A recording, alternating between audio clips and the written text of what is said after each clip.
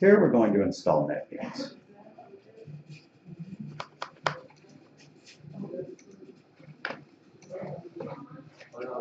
So let's bring up a browser, and what we want is Netbeans with a Java JDK.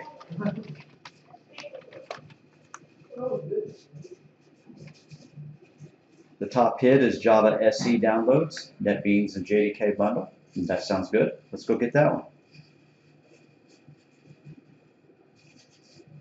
And it may show a lot of different versions.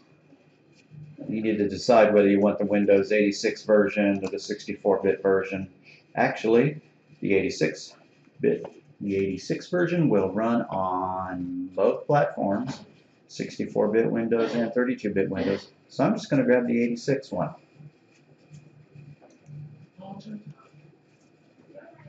So I click it, and I made a mistake. It says, sorry, you must accept the license agreement. And here we go. Let's do that. Accept the license agreement. And you need to select the appropriate download for your particular platform. I'm choosing Windows 86, the 32-bit version. And I'm going to go ahead and save it. I'll save it to my downloads directory.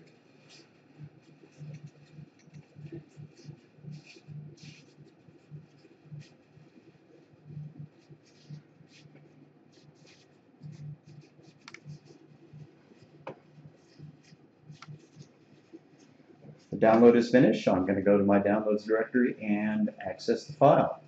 Or actually, I'm using Chrome. I'm just going to hit the downloads window and click show in folder. There it is, JDK. That's what I want. I'm going to double click it. Do you want to run this file? Yes, indeed I do.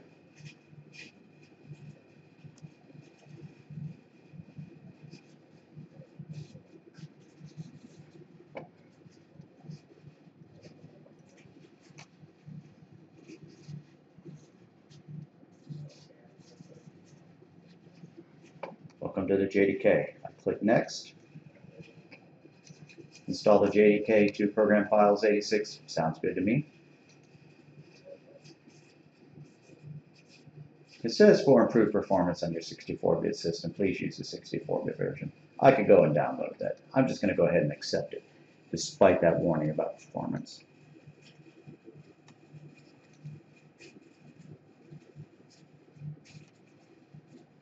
And it's churning, and I'm going to go ahead and pause the recording while it does the install here.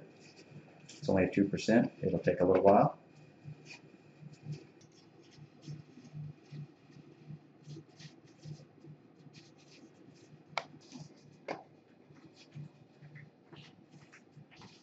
So the installer hit 100% complete while I had the video paused.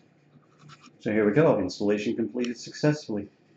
To launch the IDE, use either the Start menu or the Netbeans desktop icon.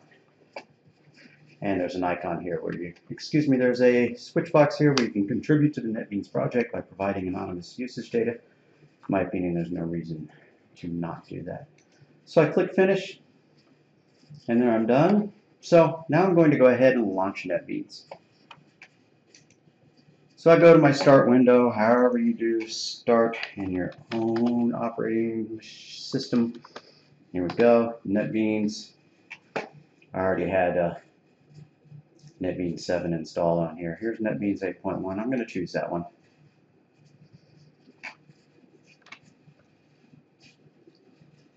And it churns for a little bit. It says, settings created by previous version of IDE were found. Do you wish to import them? Yeah, sure, why not? That's because I had an earlier version and Netbeans is still installed on here. So it runs for a little while. If you have a slow machine like I do here, it takes a little while to run. That wasn't too bad. And the next video shows how to create a simple Hello World app. Yeah, I guess I could actually do that here. Let's do that. File, New Project. Click File, New Project. I'm getting error messages because one or more project resources cannot be found. Alrighty, that's still conflicting with my old install. So here's my new project window. I choose Java application. I click Next. Now I need to give it a name. I don't know, I could just call it Hello World. And you can specify a project location. It defaults, to a Netbeans projects folder in your documents folder. But if you want to store your projects on a different drive, you can do so. You just click browse and send it over there instead. Then I'm going to click finish.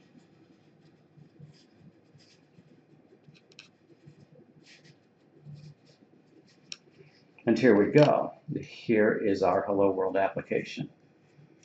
I'd like for you to go ahead and follow the coding standards.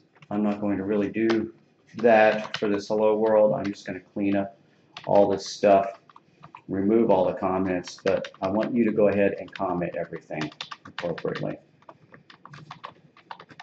And there we go.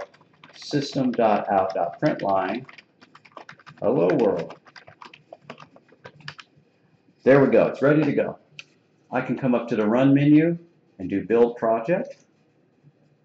There's also an icon here for Build, the little hammer. It churns for a little while. I don't see the output window displaying the output of the compiler, so I'm going to choose Window Output. Now I see that the build was successful. And it shows the path to the jar file that was created.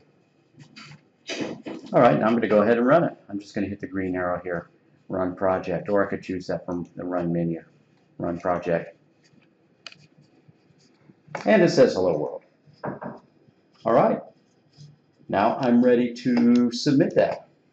If it's a simple project with only one .java file, you can just send me the .java file in the Dropbox. If it's a more complex one, I'd like for you to go ahead and compress the entire folder.